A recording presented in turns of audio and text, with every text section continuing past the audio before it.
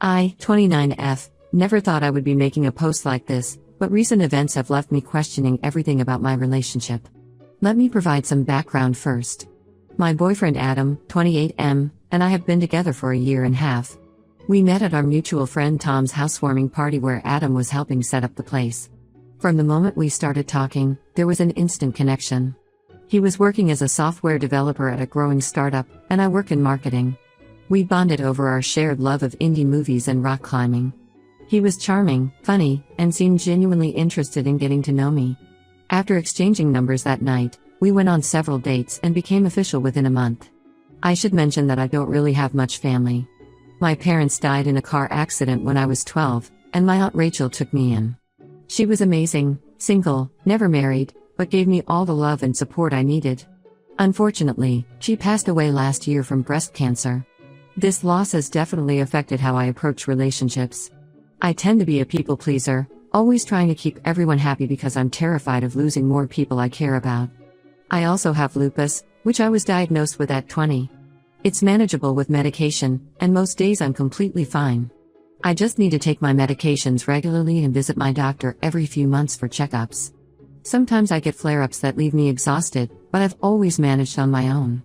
Adam has been understanding about it, offering emotional support when needed, but I've never asked him for any physical help. From the beginning, I was honest with Adam about what I wanted in life: marriage, maybe kids in the future, a house with a garden. He seemed to want the same things. He would often talk about how his parents had been married for 35 years and how he wanted a stable, loving relationship like theirs. When he suggested moving in together after our first anniversary, I was overjoyed. We found a nice 2-bedroom apartment, and we're supposed to sign the lease next week. Everything seemed perfect until last week. I was at his place helping him pack some books when I found his diary. It was a simple black notebook, tucked between some old college textbooks. I know I shouldn't have read it, but things had felt off lately. He had been spending more time with his college friends, taking longer to reply to texts, and sometimes seemed distracted when we were together. My anxiety was through the roof, and I just wanted to know if everything was okay. The entry I read was dated just 2 weeks ago. The first part was about his day at work, normal stuff. Then he started writing about us. He wrote that he had been thinking about breaking up with me for the past month. He felt trapped, missing his freedom and spontaneous bachelor life. What hurt most was how he wrote about my illness. He said he wasn't sure if he wanted to deal with a chronically ill partner in the future, even though I've never once needed his help managing my condition. But then the entry took a turn that confused me even more. He wrote that while he had these doubts, I was ultimately a safe choice for marriage and settling down. He listed my qualities like he was writing a pros and cons list: good with money, responsible, organized, caring, would make a good mother. He mentioned how his parents adored me and how having a stable partner like me would help his career growth because his boss values employees with stable family lives. Reading that destroyed me. I sat on his floor for hours, reading those words repeatedly. Was this what I was to him? A safe bet? The responsible choice that would make his parents happy and help his career? What about love? What about all those times he talked about our future together? Was he just going through the motions because I fit some checklist of what a good wife should be? For the past week, I've been pretending everything is fine. We had dinner with his parents 2 days ago, and his mom kept talking about how happy she was that her son had found someone so grounded and responsible. I nearly broke down right there at the dinner table. Yesterday, we were looking at furniture online for the new apartment. Adam was excitedly planning where to put everything, talking about getting a dog once we're settled in. How can he plan a future with me while writing about wanting to break up with me? Is he just settling because it's easier than starting over? Or am I overreacting to what might have just been temporary doubts? My best friend Lisa thinks I should confront him before we sign the lease. She says I deserve someone who chooses me because they love me, not because I'm a safe option. But another friend, Rachel, suggested that maybe he was just working through normal pre-commitment anxiety in his diary and that I'm reading too much into it. The lease signing is in 5 days. We've already paid the deposit. His family is planning a housewarming party. Everything is in motion, but I feel paralyzed. Should I pretend I never read anything and hope his doubts were temporary? Should I confront him and risk being told that yes, I'm just a convenient choice? Or should I end things now before I end up in a marriage where I'm more of a practical decision than a love choice? I need advice. Am I throwing away a potentially good future over one diary entry? Or am I saving myself from years of being someone's backup plan? Update 1. Well, things exploded in ways I never expected. After my last post, I spent 3 days going back and forth about what to do. The lease signing was approaching, and I couldn't keep pretending everything was fine. Finally, last Wednesday, I decided to confront Adam about the diary. I went to his place after work. He was packing kitchen stuff and seemed happy to see me at first. When I told him we needed to talk, his expression changed. I started by admitting that I had read his diary.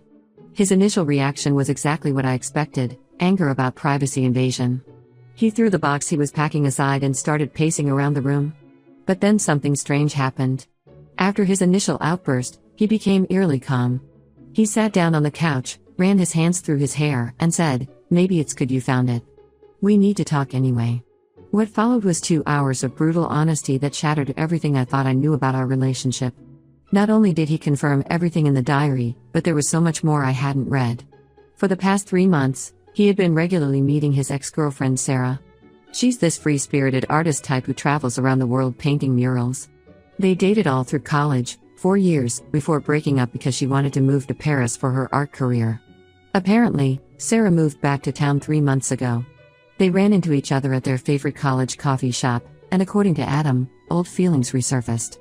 They started meeting for coffee, then dinners, then weekend trips that he told me were work-related. All while I was planning our future together and picking out furniture for our apartment. I sat there, feeling like I was having an out-of-body experience, as he explained how seeing Sarah again made him realize how settled his life had become with me. He actually used the word domesticated, like he was some wild animal I had tamed. When I brought up all the times he had talked about wanting marriage and a family, he said he meant it then, but now he felt pressured and trapped. The worst part? His entire family knew about Sarah. His mother's sudden interest in our apartment decoration wasn't excitement, it was guilt. She had seen Adam and Sarah having dinner at an intimate restaurant 2 weeks ago. Instead of telling me, she decided to push us toward moving in together faster, thinking it would force Adam to make the right choice. His sister Emma had even helped him hide their meetings by providing alibis when he was actually with Sarah. I ended things right there. I couldn't even cry, I was too angry. I started gathering whatever belongings I had at his place. Adam kept switching between apologizing and defending himself, saying he was confused and needed time to figure things out. I told him he could take all the time he needed, but not with me waiting around. My friend Lisa came to pick me up and offered me her spare room until I figure things out. The next few days were a blur of canceling the lease, thankfully we hadn't signed yet, untangling our shared streaming accounts, and blocking Adam everywhere. But the real bomb dropped 3 days ago. I received a long email from Sarah. Apparently, she had no idea Adam and I were still together. He had told her we were breaking up because I was too clingy and dependent. She attached screenshots of their conversations from the past months, him planning trips with her, talking about their future together, even looking at apartments in the artsy district of town. All while he was helping me pick out curtains for what was supposed to be our home. I couldn't help myself, I forwarded everything to his mother. She called me within minutes, crying and apologizing profusely. The family hadn't known the full extent of Adam's deception. They thought he was just catching up with an old friend and would eventually make the right choice. His sister Emma also reached out, saying she had suspected something was wrong when Adam started missing Sunday family dinners to work late, but didn't want to interfere. Yesterday, I started hearing from mutual friends. Adam has been telling everyone that I broke up with him because I was insecure and invaded his privacy by reading his diary. Some of them have taken his side, saying I should never have read his private thoughts. Tom, at whose party we met, even sent me a long message about how disappointed he was in my behavior. The irony is, if I hadn't read that diary, I would have signed that lease. I would have moved in with him, probably married him eventually, all while he was living this double life. I would have been his safe choice while he pursued what he really wanted with Sarah. Lisa says I dodged a bullet, but right now it feels like I took it straight to the heart. I'm staying in her spare room, sleeping on an air mattress, surrounded by boxes of stuff I had already packed for what was supposed to be my new home. Every time my phone buzzes, I hope it's Adam calling to say this was all a horrible mistake, then I hate myself for still wanting that. Some people say I'm partly to blame for reading the diary. Maybe they're right. But right now, I'm just trying to figure out how to trust anyone again after this. Update 2: Just when I thought I had heard everything about this situation, life threw another curveball at me. 2 weeks ago, I was getting coffee at my usual spot when I ran into Adam's cousin Mike. The same Mike who was supposed to be one of the groomsmen at our future wedding, according to all those plans Adam and I had made. Mike looked uncomfortable seeing me but then asked if we could talk. We sat down, and what he told me over the next hour completely changed everything I thought I knew about this whole mess. Here's the real kicker: Sarah wasn't just back in town for her art. She had been dating Mike for the past year. They kept their relationship quiet because of her history with Adam. The family knew about it but agreed to keep it under wraps since Adam had always been sensitive about Sarah. When Sarah and Adam started meeting again, Mike initially thought his cousin was just getting closure. He trusted both his girlfriend and his cousin. But Mike showed me text conversations that painted a completely different picture. Adam had been actively pursuing Sarah, telling her that what they had was special and that he had never gotten over her.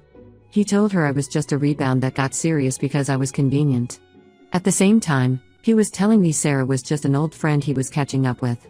He was playing both sides, keeping me as his safe option while trying to convince Sarah to leave Mike for him. Remember that email Sarah sent me? Turns out there was more to that story. She didn't send it just out of guilt. She had just found out about a huge fight between Mike and Adam. When Mike finally confronted Adam about pursuing Sarah, Adam tried to blame everything on me. He told Mike I was suffocating him, that I was using my illness to manipulate him, and that he was looking for any escape. Mike couldn't take the lies anymore and told Sarah everything. The family dynamic was even more messed up than I initially thought. Adam's sister Emma had actually tried to warn me several times. But Adam always manipulated her by bringing up how she had ruined his relationship with another girl in college by interfering. He would guilt-trip her by saying she was always trying to control his life.